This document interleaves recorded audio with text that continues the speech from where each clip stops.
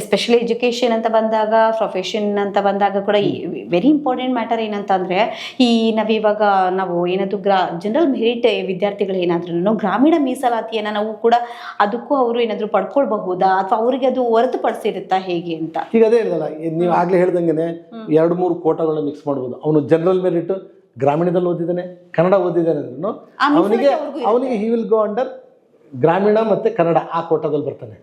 General merit ಅವನು, but ಆದ್ರೆ ಅವನಿಗೆ ಯಾಕಂದ್ರೆ ಅದ್ರಲ್ಲಿ ಅಡ್ವಾಂಟೇಜ್ ಇತ್ತು ಅಂದ್ರೆ ಆ ಅಡ್ವಾಂಟೇಜ್ ಅವನಿಗೆ ಸಿಗುತ್ತೆ.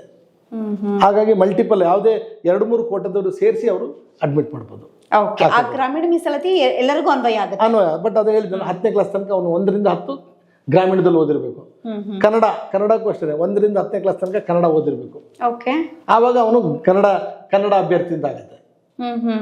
ಸೊ ಹಾಗಾಗಿ ನೀವು ಗ್ರಾಮೀಣ ಅಭ್ಯರ್ಥಿ ಆದ್ರೂ 1ರಿಂದ 10ನೇ ಕ್ಲಾಸ್ ಓದಿರ್ಬೇಕು. ಕನ್ನಡ ಅಭ್ಯರ್ಥಿ ಅಂದ್ರೆ ಕನ್ನಡ ಮೀಡಿಯಂನಲ್ಲಿ ಅವನು 1ರಿಂದ 10ನೇ ಕ್ಲಾಸ್ ತನಕ ಓದಿರ್ಬೇಕು. ಅದೆಲ್ಲದಕ್ಕೂ ಪರ್ಟಿಕ್ಯುಲರ್ ಫಾರ್ಮ್ಯಾಟ್ ಅಲ್ಲಿ ಪ್ರಿನ್ಸಿಪಲ್ ಹತ್ರ ತಗೊಂಡು ಕೌಂಟರ್ ಸೈನ್ BOE ಹತ್ರ ಮಾಡಿಸ್ಬೇಕು. ಓಕೆ, ಒಂದು ಪಕ್ಷ ಗ್ರಾಮೀಣ ಮೀಸಲಾತಿ ತಿರಸ್ಕಾರ ಆಗುತ್ತೆ ಅಂತ ಇಟ್ಕೊಳ್ಳೋಣ.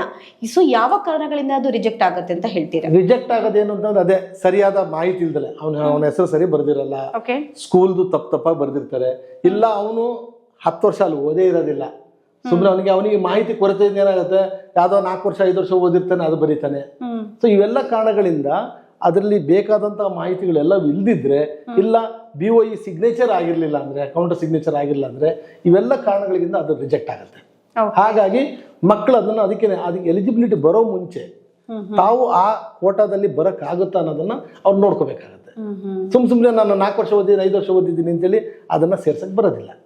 ಹಾಗಾಗಿ ಇವೆಲ್ಲ ಕಾರಣಗಳಿಂದ ಏನಾಗುತ್ತೆ, ಅದು ರಿಜೆಕ್ಟ್ ಆಗೋ ಚಾನ್ಸ್ ಇರುತ್ತೆ. ಕರೆಕ್ಟ್ ಆದ ಮಾಹಿತಿ ಇದ್ದು ಕರೆಕ್ಟ್ ಆಗಿ ಕೊಟ್ಟರೆ ರಿಜೆಕ್ಟ್ ಆಗೋದಿಲ್ಲ.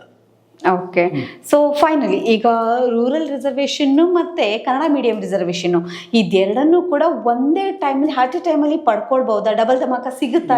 ಸಿಗುತ್ತೆ, ಅವ್ರಿಗೆಲ್ಲದಕ್ಕೂ ಬರುತ್ತೆ. ಹೇಗಾಗುತ್ತೆ ಅಂತಂದ್ರೆ ಅದು ಅಗೈನ್ ಈ ರ್ಯಾಂಕ್ ಮೇಲೆ ಹೋಗುತ್ತೆ ಅವ್ರಿಗೆ. ಈಗ ಕೆಲವೊಮ್ಮೆ ಅವ್ರಿಗೆ ಗ್ರಾಮೀಣ ಇದಕ್ಕಿಂತನೂ ಕನ್ನಡದಲ್ಲಿ ಕಾಂಪಿಟೇಷನ್ ಜಾಸ್ತಿ ಇದ್ರೆ ಅವರಿಗೆ ಗ್ರಾಮೀಣ ವಿಭಾಗದ ಸಿಗೋ ಚಾನ್ಸಸ್ ಜಾಸ್ತಿ ಇದೆ. ಬಟ್ ಅವರೆಲ್ಲ ಇದಕ್ಕೂ ಎಲಿಜಿಬಲ್ ಇದ್ದಾರೆ. ಎಲ್ಲಿ ಅವರಿಗೆ ಜಾಸ್ತಿ ಬೆನಿಫಿಟ್ ಸಿಗುತ್ತೋ ಅದಕ್ಕೆ ಅಲಾಟ್ ಆಗುತ್ತೆ ಕೋರ್ಸ್. ಹಾಗಾಗಿ ಅವ್ರು ಎಲ್ಲದಕ್ಕೂ ಅಪ್ಲೈ ಮಾಡ್ಬೋದು, ಎಲ್ಲದಕ್ಕೂ ಅಪ್ಲೈ ಮಾಡಬೇಕು. ಅದರಿಂದ ಅವರಿಗೆ ಜಾಸ್ತಿ ಆದಂತಹ ಬೆನಿಫಿಟ್ ಸಿಗುತ್ತೆ ಹೊರತು ಅವ್ರಿಗೆ ಕಳ್ಕೊಳ್ಳೋಂಥದ್ದು ಏನಿಲ್ಲ.